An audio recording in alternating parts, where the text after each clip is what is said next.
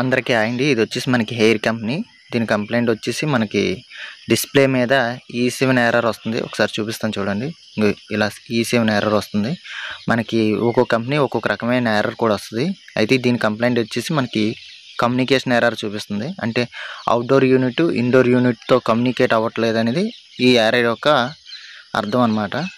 So మనం ఒకసారి outdoor unit open చేసుకొని లోపల ఏమైనా వైర్స్ ఏమైనా డ్యామేజ్ అయ్యాయా లేవని చెక్ చేసాం. అంతా బాగానే ఉంది. మనకి ఎప్పుడైనా సరే ఇలాంటి కమ్యూనికేషన్ ఎర్రర్ వచ్చినప్పుడు ఇండోర్ అవుట్డోర్ యూనిట్ వైర్లు కూడా ఒకసారి చెక్ చేసుకోవాలి. అంతా చూసాను బాగానే ఉంది.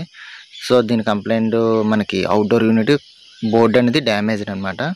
సో బోర్డు అయితే రిమూవ్ చేశాను. చూడండి ఇవి వచ్చేసి మనకి కంప్రెసర్ వైర్స్, ప్లాన్ వైర్, ఇవి వచ్చేసి మనకి సెన్సార్స్, అవుట్డోర్ యూనిట్ సెన్సార్, ఇది ట్రాన్స్ఫార్మర్ ఉంటుంది. ఇది పీసీబీ. మీకు ఒకసారి పీసీబీ కూడా బయటకు ఓపెన్ చేసి చూపిస్తాను.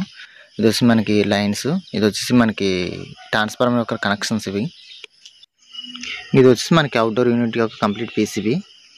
చూడండి ఇలా ఉంటుంది. సో దీంట్లో ఏవైనా ఎర్రర్స్ వచ్చినప్పుడు మనకి ఈ ప్రాబ్లం అంతా వస్తుంది. ఇది వచ్చేసి మనకి ఇండోర్ యూనిట్ పీసీబీ. రెండింటిని కంప్లైంట్ పంపించాలి. ఈ రెండు బోర్డు పీసీబీ రిపేర్కి అయితే ఇవ్వాలి. ఓకే అండి, థ్యాంక్ యూ.